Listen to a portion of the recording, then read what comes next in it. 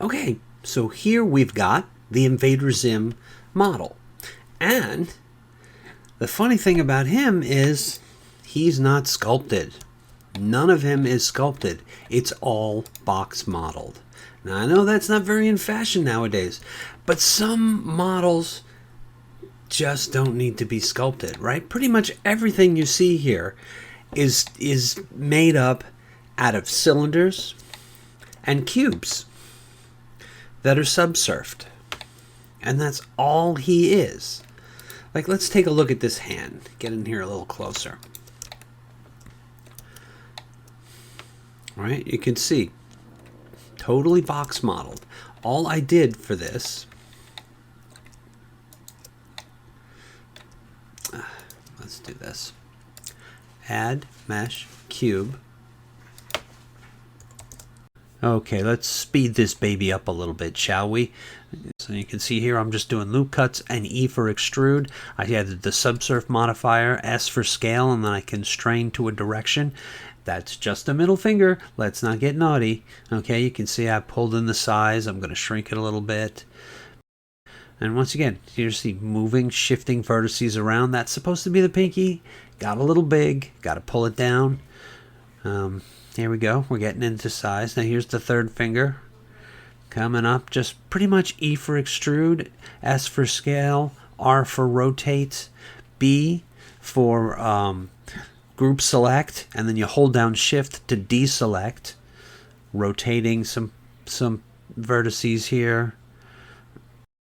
Just bringing it to the shape of a fist, basically. Here you go. Here's the other finger. We're turning it, and I'm doing it the hard way, I guess. I mean, I've been toying with the idea of using armatures to, you know, pose things, but a lot of times, I don't know if it's really worth it. You might disagree. If you want to do it that way, there's nothing wrong with it. Whatever gets the job done for you. So you can see more moving pixels, vertices around, rotating, adjusting. Okay, here comes the thumb, and whoa, it got way out of hand. But, you know, sometimes you gotta just throw something up there, look at it, and go, what's wrong with this? And then you fix it. Right? What you can't fake here is anatomy. Even to do simplified cartoon characters, it helps to know basic human anatomy, because they're based on humans, more or less, just very simplified forms. And if you know those simplified forms, it makes it so much easier to do it.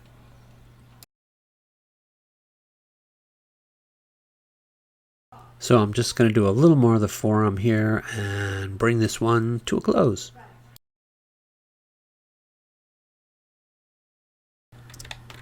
And probably turn the subsurface level up a little more. That seems better. And I'd still want to mess with this. It's obviously not perfect. There's still some work to be done. But I just wanted to give you an idea of how you could do this.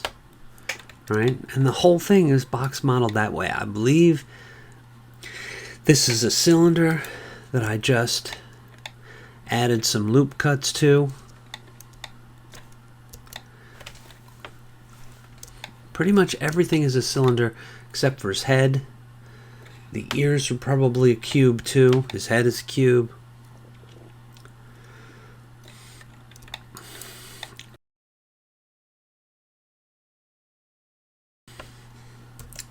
Don't need that. But Zim is pretty easy to box model. And sometimes it's just easier for me to box model. Other times it's easier for me to sculpt if I'm doing a more complicated piece. It all depends upon what you're doing and how you want to do it. But that's how I made Invader Zim. Wait! There's more! Okay, so since this video was so short, I do have a whole series of videos on the build on this, but I don't really think they're all that interesting to watch. It's just me filing and gluing together pieces. But I wanted to show a few things here.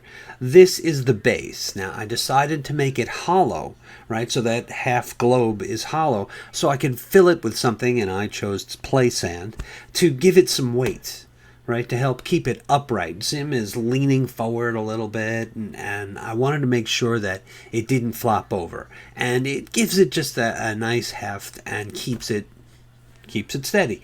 I don't know if it's 100% necessary, but it's easy enough to work in, so I decided to do that. And here you just see me filling it with sand and gluing it closed.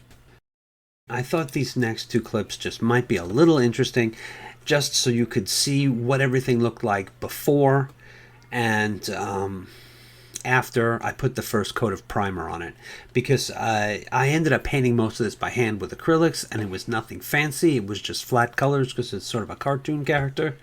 But this gives you a good look at how I like to attach things to sticks. I use a little hot glue to hold them in place, and then I just spray them with Rust-Oleum filler primer. There you go, you can see the globe after.